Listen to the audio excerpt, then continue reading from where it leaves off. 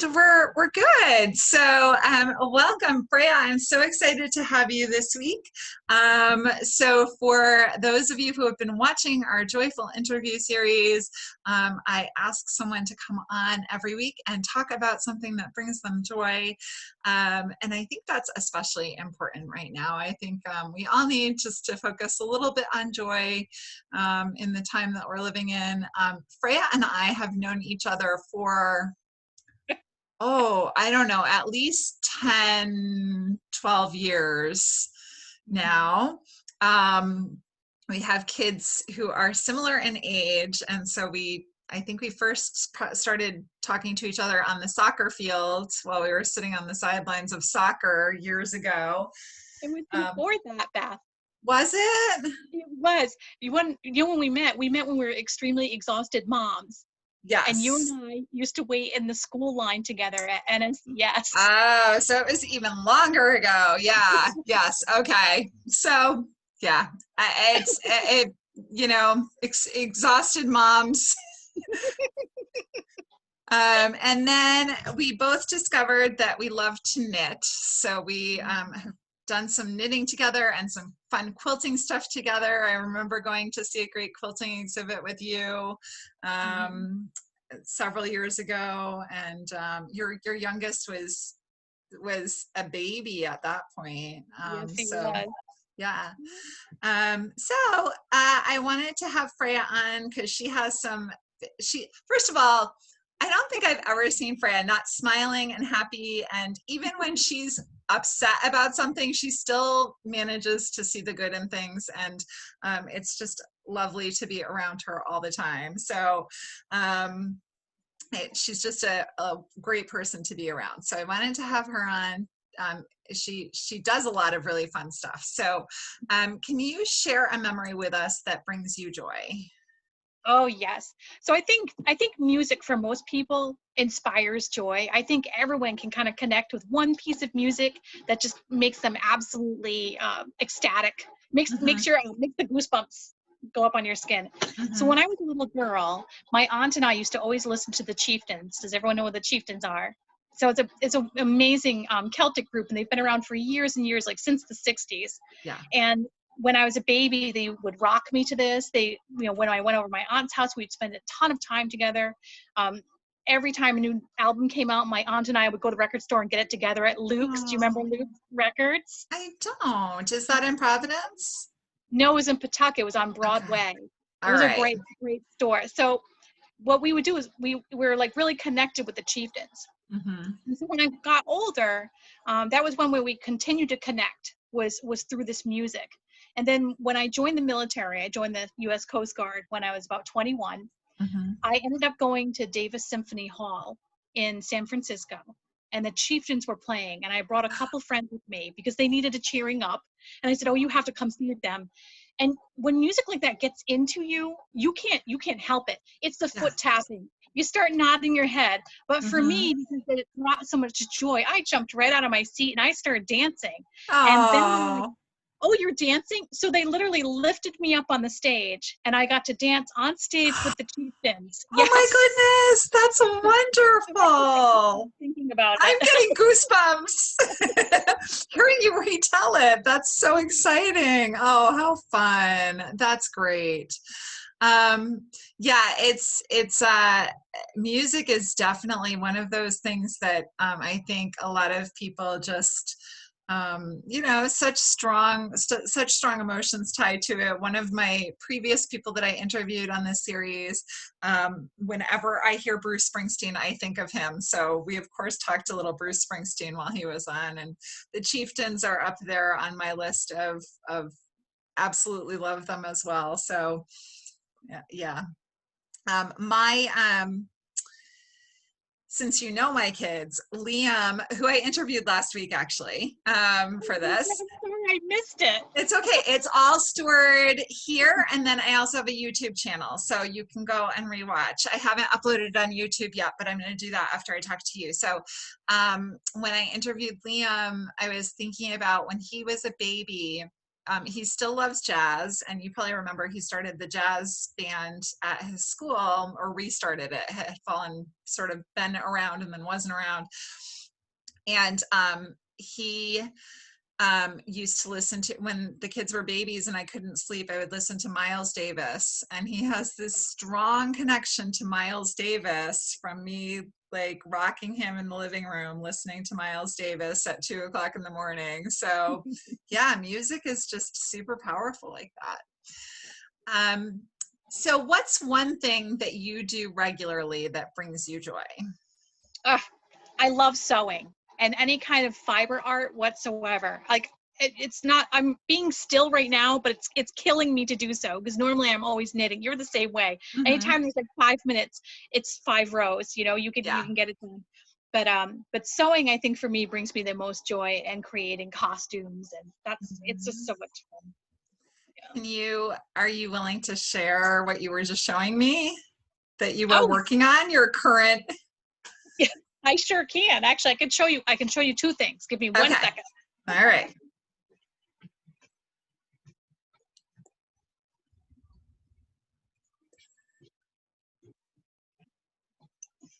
Okay. So I do quite a few eras of historical reenacting, but my current favorite is Regency, because I love Jane Austen. Mm-hmm. So right now, I'm working, and this is all hand sewn, I'm working on this little cap. Now, once you're a married lady, you get to wear a cap in Regency era. So this is taking me quite a long time, because everything is hand stitched, and it's tiny, tiny, tiny stitches. And you wear that underneath bonnets. Mm-hmm. But if you're not going to wear a bonnet, you can wear a turban. So another piece I'm working on currently, and this is going to be going to a lady out in Chicago. Wow. Yeah. Very cool.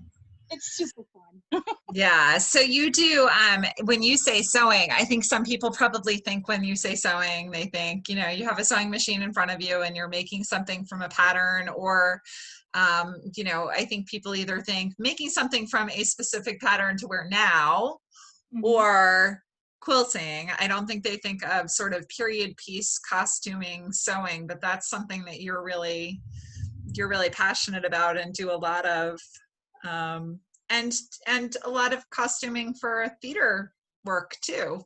Oh yeah, yes.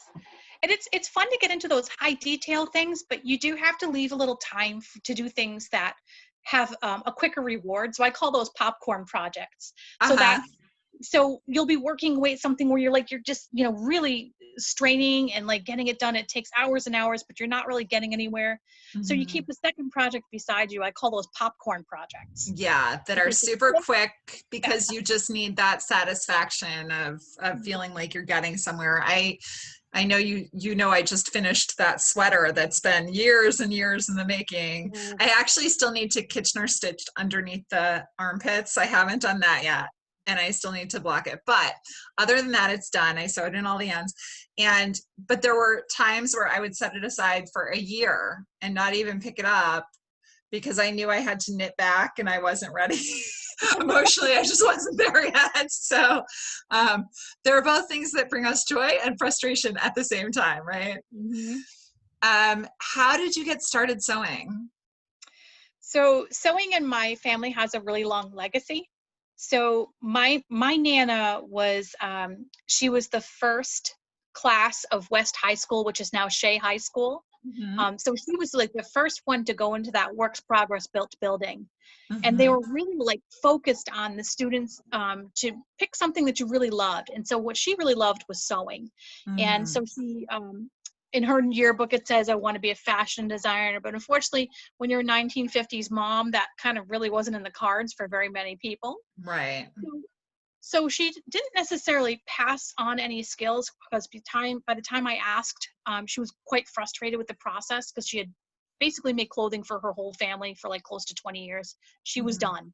Yeah. And my mom was not a skilled seamstress. So I basically started reading books from the library, mm-hmm. and kind of connecting with that legacy, but not forcing my Nana to do something she wasn't uncomfortable with. So yeah. I started when I was about 8 years old with the process, and I was entirely self-taught. until I was 30 years old. And I think a lot of us have that epiphany where you're like, am I doing this right? And you start doubting yourself. Yeah. It's okay to doubt yourself. Just sit there and, reaffirm by taking some extra classes. So that's what I did. I went through URI Master Seamstress, and I'm like, oh, not only am I doing this okay, but I picked up a whole bunch of new skills and a whole bunch of new things. That was That's nice. really cool. I actually brought my first sewing project.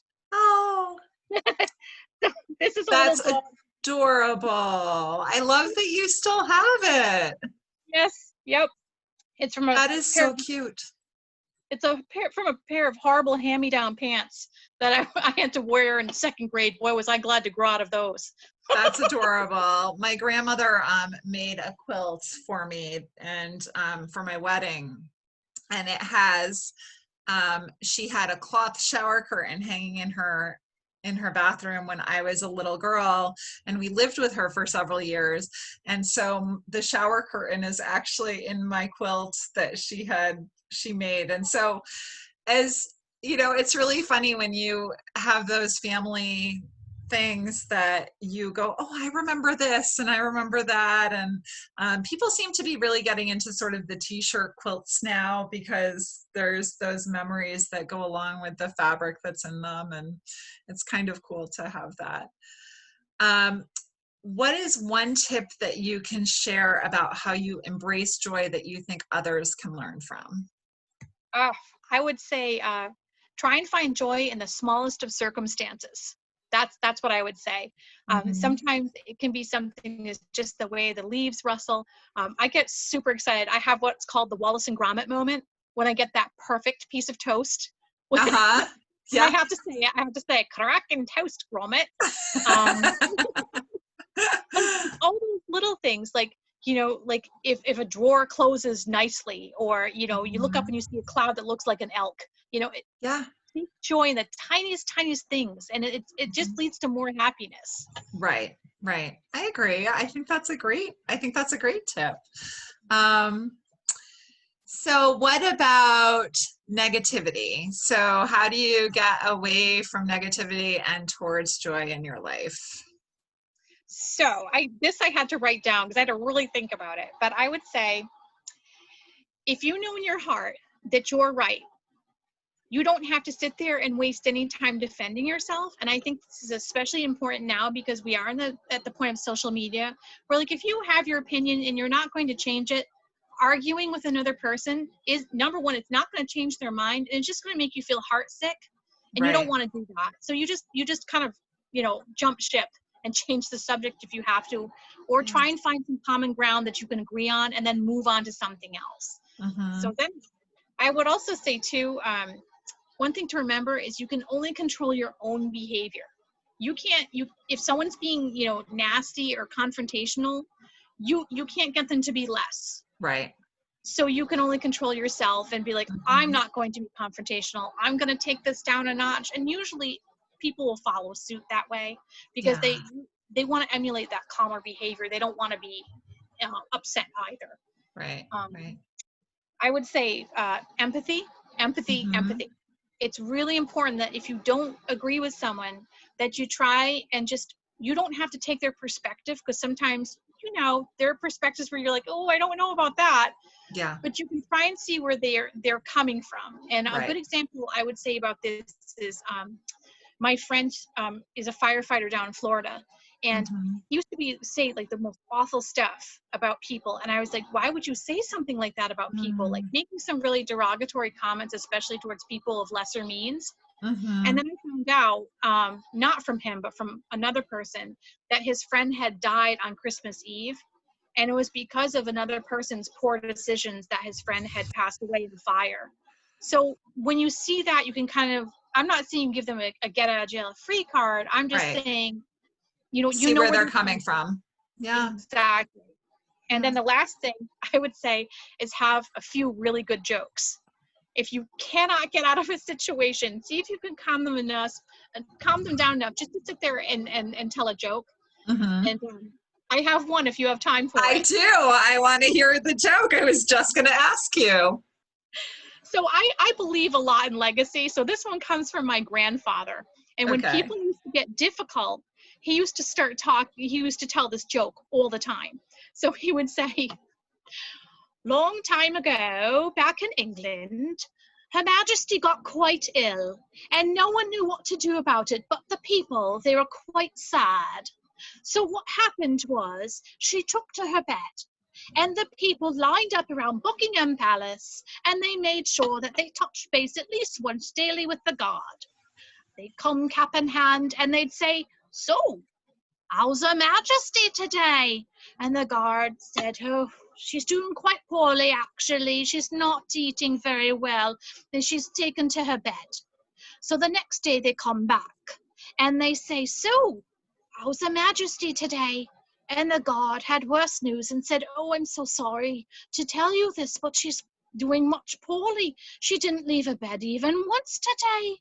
So the third day rolls around, and she says, oh, how's Her Majesty? And the guard's like, I hate to tell you this, but I don't think she's going to be pulling through the night. She's not taking water. She's not taking food.